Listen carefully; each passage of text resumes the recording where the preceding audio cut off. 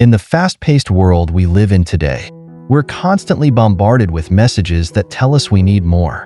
More possessions, more status, more relationships, and more achievements. But have you ever stopped to ask yourself, what if more isn't the answer? What if the very things we cling to, the people, the material possessions, and even the beliefs we hold dear, are actually holding us back from something much greater?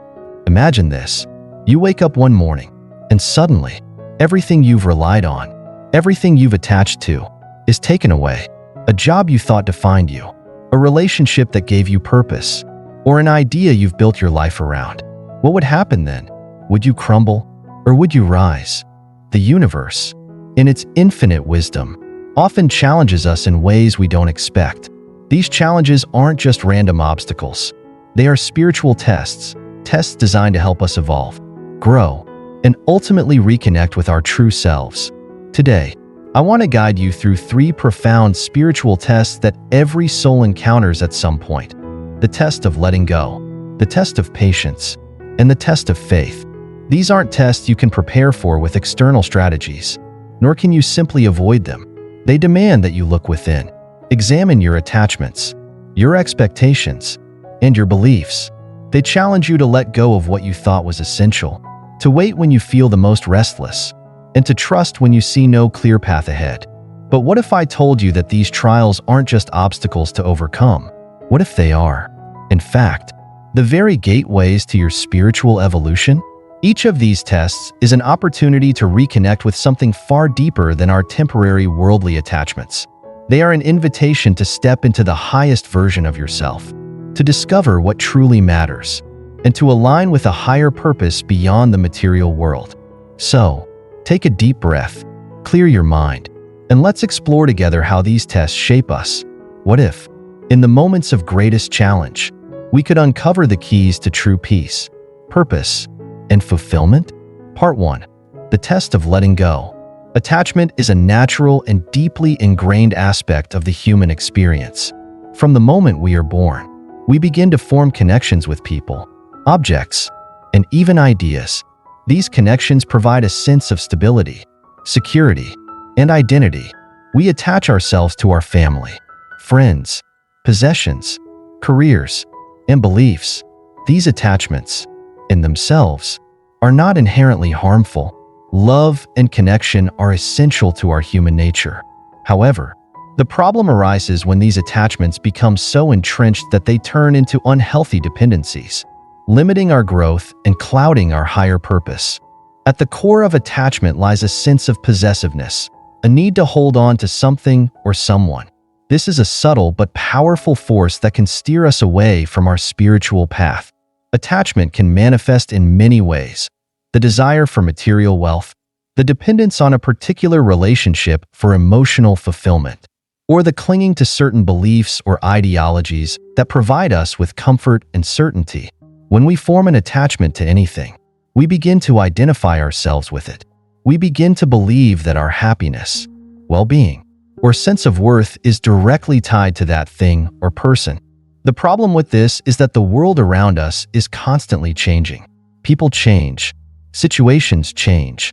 The things we cling to can be lost, taken away, or simply fade with time. Attachment, therefore, sets us up for inevitable disappointment. When we become too attached to external factors, we risk losing sight of our true self, the part of us that remains unchanged and unchanging, our soul. We become so focused on what we think we need that we forget to listen to the deeper call within us. Spiritual traditions across the world, from Buddhism to Stoicism, have emphasized the dangers of excessive attachment. In Buddhism, attachment is considered one of the root causes of suffering. The Buddha taught that all things are impermanent, and that clinging to them only leads to pain and frustration. The Stoics, too, advocated for detachment, urging individuals to focus on what is within their control and to practice resilience in the face of life's inevitable losses. When attachment grows into idolization, we place these external factors above our inner purpose.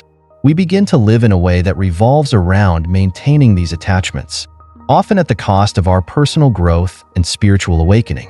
We become slaves to our desires, caught in a cycle of wanting and grasping, unable to move freely because we are weighed down by the things we believe we cannot live without. The universe, in its wisdom, often challenges us to confront our attachments directly. The test of letting go is not simply about losing something material. It is about confronting the truth of our inner selves. We are tested when the things we hold dear are taken away, whether through the loss of a relationship, the end of a job, or the passing of a loved one. These events can feel like catastrophic blows, but in reality, they are invitations to discover who we are beneath the surface. When we are forced to let go of something we cherish, it is an opportunity to examine where our true attachments lie. Are we attached to something that is temporary, or are we open to growing beyond it? The universe asks us, in these moments of loss, whether we are willing to transcend our attachments and align more deeply with our higher calling. Letting go is one of the most difficult yet transformative spiritual tests. It requires us to confront the reality that our external world is not the source of our happiness or fulfillment. While we may feel sorrow, fear, or resistance at the thought of losing something important, these feelings are often reflections of our own attachments. We are not mourning the object itself, but our perceived loss of identity, security, and control. In truth, it is not the thing we've lost that defines us, but the way we respond to that loss. The test of letting go teaches us to release our grip on the impermanent and to reconnect with the eternal part of ourselves. It challenges us to let go of the illusion that our happiness or sense of self depends on things or people outside of us. In doing so, we create space for new opportunities, new insights, and a deeper connection to our spiritual nature. Example: the story of the Buddhist monk. Consider the story of a Buddhist monk named Tenzin. For many years, Tenzin lived a peaceful life in a remote monastery. He had dedicated himself fully to his spiritual practice, spending his days in meditation, study, and service. One day, however, a treasured object, a statue of the Buddha that had been in his family for generations, was stolen from the temple. It was a priceless artifact, one that Tenzin had felt deeply connected to, as it had been a symbol of his lineage and spiritual journey. Tenzin was devastated by the loss. He could not understand why something so precious had been taken from him. The pain of losing it consumed him, and for days, he found it difficult to focus on his practice. But as he sat in meditation, reflecting on the teachings of the Buddha, he began to realize something profound. The statue had become an idol for him. He had attached his sense of spiritual fulfillment to this physical object, believing that it was the source of his peace and enlightenment. The object had taken on a significance far beyond what it truly represented. In that moment of realization, Tenzin understood that the statue was merely a symbol of the Buddha's teachings. Its value lay not in its material form, but in the wisdom it pointed to. He had allowed his attachment to it to blind him to the deeper truth that true peace comes from within, not from external symbols or possessions. The loss of the statue was, in fact, a blessing. It freed him from the illusion that his spiritual journey depended on something outside of himself. Over time, Tenzin found a deeper sense of peace, one that was not tied to any object or external circumstance. He came to understand that attachment, even to something as sacred as a symbol of the Buddha, could hinder his growth. His practice deepened, and he became more fully present in each moment, unburdened by the need to hold on to anything. The lesson was clear. Letting go was not a loss but a return to his true self. Letting go is often misunderstood. Many people associate it with sacrifice or loss, thinking that to let go of something is to give up something precious. But in truth, letting go is an act of liberation. It is not about renouncing love, affection, or passion. It is about learning to love without clinging, to embrace life without the need to control it. When we hold on to something too tightly, we become like the hand gripping a fistful of sand. The more we squeeze, the more it slips away. By learning to relax our grip, we allow the sand to rest gently in our palm, free from the tension that would otherwise cause it to slip through our fingers. In the same way, by letting go of our attachments, we create the space for new experiences and growth to enter our lives. Letting go is an invitation to fly freely. When we release what we thought we couldn't live without, we make room for something more aligned with our true purpose. This doesn't mean abandoning the things we love. It means understanding that we are not defined by them. Our true nature, our soul, is not bound by the external world. We are free to love, to experience, and to grow without being shackled by attachment. The freedom that comes with letting go is not a void or emptiness. It is the freedom to live in alignment with our highest self. It is the freedom to move with the flow of life, to accept change with grace, and to remain centered in our own truth, regardless of what comes or goes. When you let go of what you thought you couldn't live without, you make space for what you truly need. This insight is at the heart of the spiritual test of letting go. It reminds us that attachment limits our potential. When we are overly attached to something, whether it's a person, an object, or a belief, we create barriers between ourselves and the deeper truth of who we are. Letting go is the key to removing these barriers and allowing our true essence to shine through. It's not about losing something valuable. It's about clearing the way for something even greater.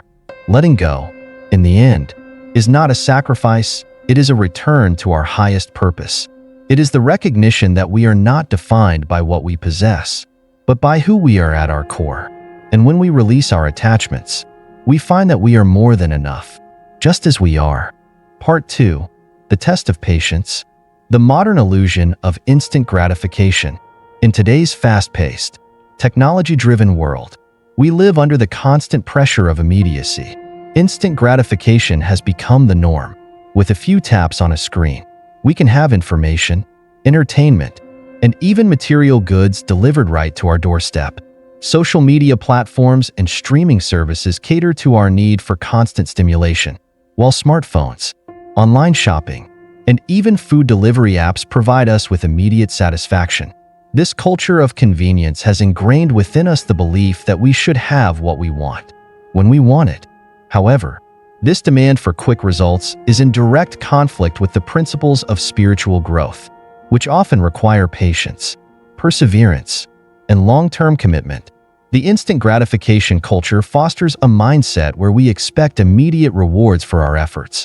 But the path of spiritual development doesn't operate on the same timeline. Meditation, mindfulness, and other spiritual practices demand consistent effort over time before any profound results are felt. This mismatch between modern expectations and spiritual practices can create frustration, doubt, and disillusionment, particularly for those new to these practices.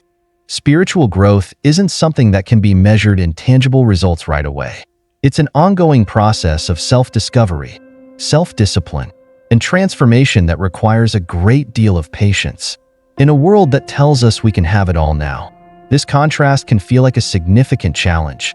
We might find ourselves questioning whether we're on the right path when, after days, weeks, or even months of dedicated practice, we don't experience the immediate shifts or answers we crave.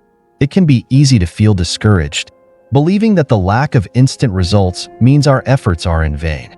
But the test of patience, as the universe teaches, is not simply about tolerating delay. It's about understanding that the timing of spiritual progress is beyond our control, and that the waiting periods themselves are part of the process of growth. Rather than seeing waiting as an obstacle, we can begin to reframe it as an essential stage of the journey, one that has the potential to teach us valuable lessons. Spiritual Test explained. The universe doesn't ask us to be patient simply for the sake of waiting.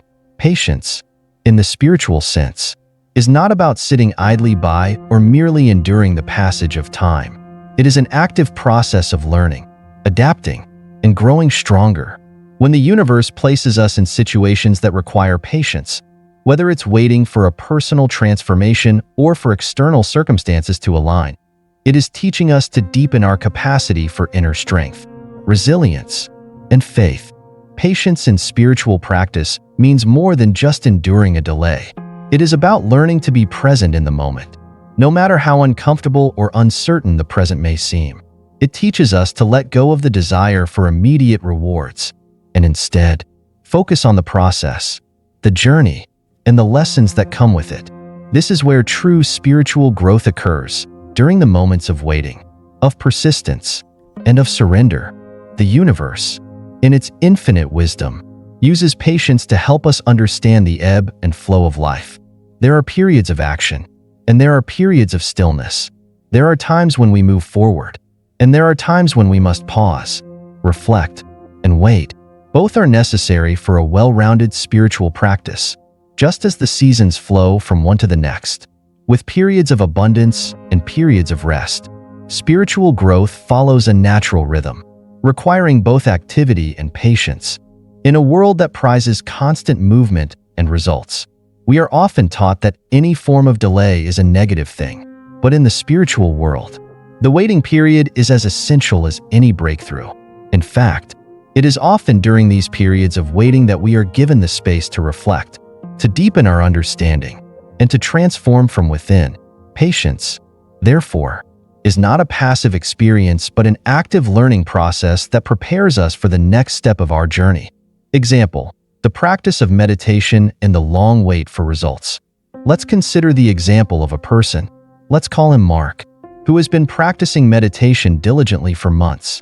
He sits for hours each day, breathing in and out, trying to clear his mind, focus his attention, and cultivate inner peace. But despite his efforts, Mark feels no immediate change. His mind is still restless, and the peace he seeks seems just out of reach. Days turn into weeks, and weeks into months, but the results don't seem to manifest in the way he had hoped. In the beginning, Mark had expected his meditation practice to bring immediate calm and clarity. He imagined that with each session, he would feel more centered, more enlightened, and more connected to a deeper sense of purpose. But this didn't happen. Instead, he felt frustration growing within him, questioning whether meditation was really working or if he was simply wasting his time. At one point, Mark even considered quitting, believing that the effort wasn't worth it because he couldn't see the immediate results. But Mark kept going. He didn't give up. One day, after months of persistent practice, something shifted. It wasn't a grand, dramatic change, but a subtle shift in his consciousness. He found himself less reactive, more able to stay calm in stressful situations. His sense of inner peace deepened, and he began to notice a quiet joy that came from within, not from external circumstances. The difference wasn't immediate, but it was profound. Mark's story illustrates a crucial point about spiritual practice. Results are not always immediate, but that doesn't mean they are not happening. Spiritual growth is often slow, steady, and incremental. The waiting period is part of the process of transformation. When we are patient and persistent, we allow ourselves the time and space to integrate the lessons and experiences that we encounter along the way. We cannot rush spiritual growth. It takes time to develop the inner strength and resilience that will carry us through the challenges of life. From my own experiences, I've come to realize that waiting is not just about the passage of time. It is an opportunity for growth. Patience is a powerful tool for cultivating inner strength and resilience. It is during the waiting periods of our lives that we learn the true meaning of surrender. We learn that life will not always unfold according to our plans. And that's okay. We can learn to sit with uncertainty, to trust that everything will unfold in its own time, and that we are exactly where we need to be. Waiting also teaches us the value of stillness. In our busy, overstimulated world, stillness can feel like an uncomfortable void. We are constantly on the go, always seeking the next task, the next project, the next achievement. But in spiritual practice, stillness is where transformation happens. As Eckhart Tolle teaches, true peace comes not from rushing through life, but from savoring each moment, being fully present in whatever is happening right now. It is in the stillness of the present moment that we connect with our higher self, that we find the peace that surpasses all understanding. Patience, then, is not about merely enduring the waiting period. It is about transforming within it. It is about learning to be at peace with ourselves, to trust the process, and to recognize that the universe has a rhythm and timing of its own. By cultivating patience, we can grow in ways that we never imagined, learning to face life's challenges with grace, resilience, and an open heart. Patience is not just about waiting. It's about transforming during the waiting period. This is a crucial lesson in the test of patience. It's not enough to simply wait and hope for change to come. True patience requires us to transform in the process. It's about learning to find peace in the present moment, to deepen our understanding, and to trust that everything is unfolding exactly as it should. Every moment of waiting is an opportunity to grow, to build resilience, and to cultivate the inner strength necessary for the next phase of our spiritual journey. In the end, patience teaches us that life is not a race. We don't need to rush through the journey. Every step, every pause, every moment of stillness is a vital part of the path. When we embrace patience as an active process of transformation, we begin to understand that the waiting is not in vain. It is, in fact, an essential aspect of our spiritual evolution. So, the next time you find yourself in a waiting period, instead of growing frustrated, take a deep breath, trust the process, savor the moment, and know that you are growing in ways that will become clear when the time is right.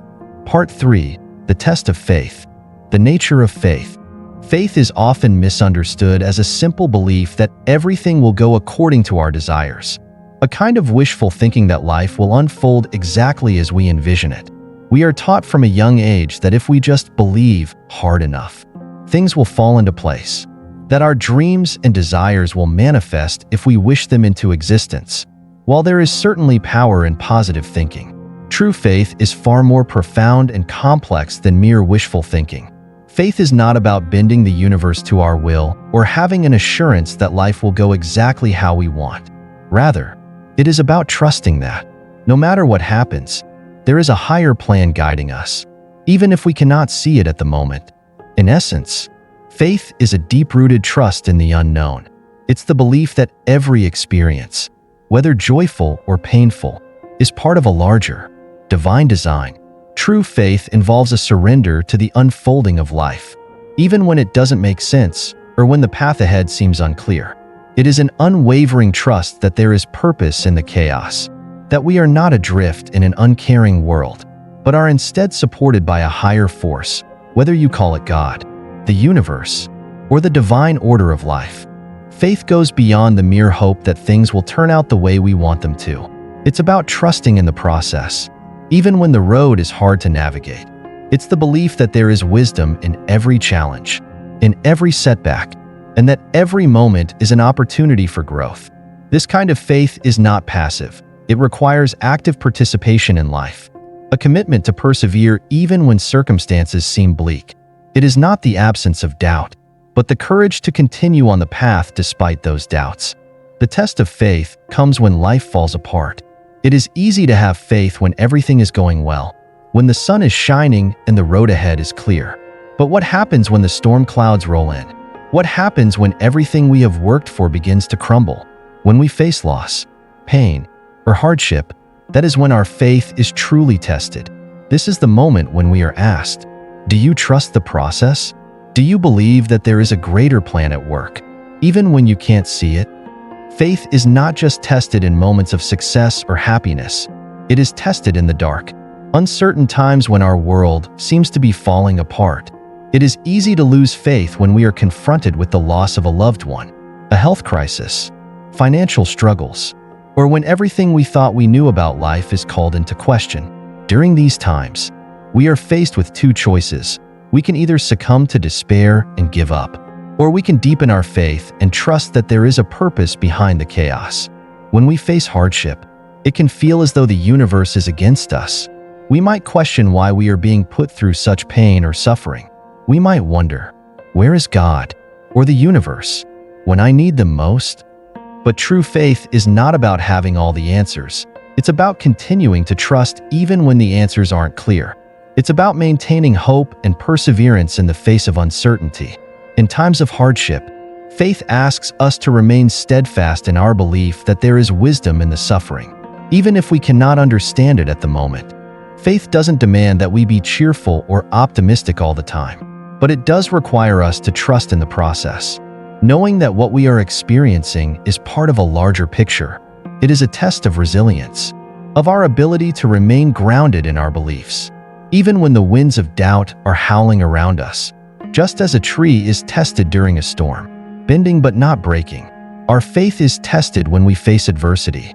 The question is not whether we will experience hardship, but whether we will stay rooted in our faith, even as the storm rages. Example: a personal crisis and rediscovery of faith. To better understand this test of faith, let's consider the story of Sarah, a woman who faced a profound personal crisis that challenged everything she believed in. Sarah had always been a deeply spiritual person. She had practiced meditation, attended spiritual retreats, and felt a deep connection to her higher self and the universe. She had a strong faith in the idea that everything in life was happening for a reason, that every experience had a purpose, and that even the most difficult times could bring growth. However, Sarah's faith was truly tested when she was diagnosed with a serious illness. She had been feeling unwell for some time, but after a series of tests, the doctors confirmed that she had a chronic condition that would require ongoing treatment and might limit her mobility for the rest of her life. At first, Sarah was devastated. The diagnosis shattered her sense of security and made her question everything she had believed about the world.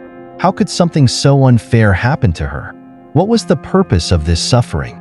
In the early days after her diagnosis, Sarah found herself struggling with intense feelings of fear, anger, and doubt. She began to question her faith. How could she continue to believe in a higher purpose when everything seemed to be falling apart? Was there really a plan for her? Or was life simply random and cruel? She began to isolate herself, withdrawing from friends and family, and became consumed by the pain and uncertainty of her condition. But as time passed, something shifted within her. She realized that while she couldn't control the circumstances of her illness, she could control how she responded to it. Sarah began to turn inward, reconnecting with her spiritual practices. She recommitted to her meditation, allowing herself to sit with the discomfort and the fear without trying to push it away. She also began to reflect on the teachings of the Buddha, particularly the idea of suffering as part of the human experience. She understood that suffering was not something to be feared, but something to be embraced, because it was through suffering that we often learn the most about ourselves. Over time, Sarah began to find a deeper sense of peace. She started to view her illness not as a punishment or a curse, but as a challenge that would help her grow. She learned to accept the limitations it imposed on her life. But she also discovered new strengths within herself, strengths that she had never known she had. The experience deepened her faith, not in the sense that she had all the answers, but in the sense that she trusted the process of life, even when it didn't make sense. Through perseverance and faith, Sarah's outlook on life transformed. She learned to appreciate each day, each moment, as a precious gift. She began to understand that faith is not about avoiding hardship, but about trusting that even in the darkest times, there is a higher purpose at work. Her faith was no longer a passive belief in a world that always goes her way, but a deep-rooted trust that life, in all its ups and downs, was guiding her toward greater wisdom and spiritual growth. From my own experience, I've learned that true faith is not born from comfort, but from adversity. It is in the most difficult moments of life that our faith is truly tested, and it is through those challenges that we are given the opportunity to deepen our connection with the divine. Like a plant being pruned, we may feel as though we are being cut down, but in reality, we are being prepared to grow even stronger. The pruning is not an act of destruction, but of refinement. When we face hardship, we often feel as though we are being torn apart, but in reality, we are being shaped into the person we are meant to become. It is in the midst of our struggles that we are stripped of our illusions, our attachments, and our sense of control. We are forced to surrender to something greater than ourselves, and in that surrender, we find our true strength. Faith doesn't mean we never feel fear or doubt. It means we keep going even when those feelings arise. It's about trusting that there is a reason for the hardships we face, even when we can't see it. True faith is not about having all the answers, but about continuing on the path, even when the way forward is unclear. It is about trusting that, no matter how dark the night may seem, the sun will rise again.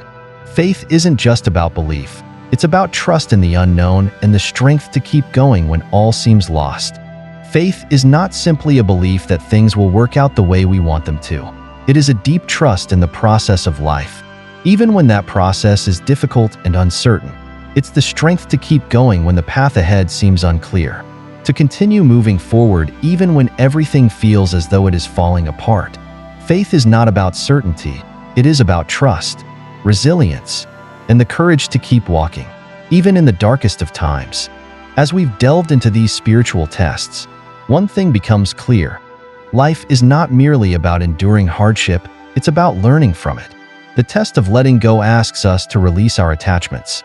The test of patience trains us to find peace in stillness. And the test of faith demands that we trust in the unknown, even when life feels uncertain. These trials are not designed to break us, they are meant to refine us, to help us grow into stronger, wiser, and more compassionate versions of ourselves. But here's the truth. These tests will come in all shapes and sizes, and sometimes they'll feel overwhelming. You may wonder, why is this happening to me? Or when will it end? But I want to remind you that every trial is a gift, a lesson waiting to be uncovered. It is in our darkest moments that we are often given the greatest opportunities for growth. Reflect on your own life for a moment. How have these tests shown up for you? What attachments have you had to let go of? When have you found yourself waiting in silence, not knowing what the future holds? How has your faith been tested? I encourage you to take a moment and leave a comment below, sharing your own reflections and experiences. Your journey, your struggles, and your victories are not just yours. They are part of a collective process of growth that we all share. Together, we can support one another on this path to spiritual transformation. If you found the insights in today's video valuable, don't forget to hit that like button, share it with someone who could benefit, and subscribe to Charles' Mindful Nexus for more content that helps you navigate life's spiritual tests. Remember, when you let go of what you thought you couldn't live without, you make space for what you truly need. Let this be your mantra as you move forward. Thank you for joining me today. I hope you carry the wisdom from these tests into your daily life. Stay mindful, stay present, and keep growing, because the journey of self-discovery is one worth walking, no matter where it takes you. Until next time, stay inspired and true to your path.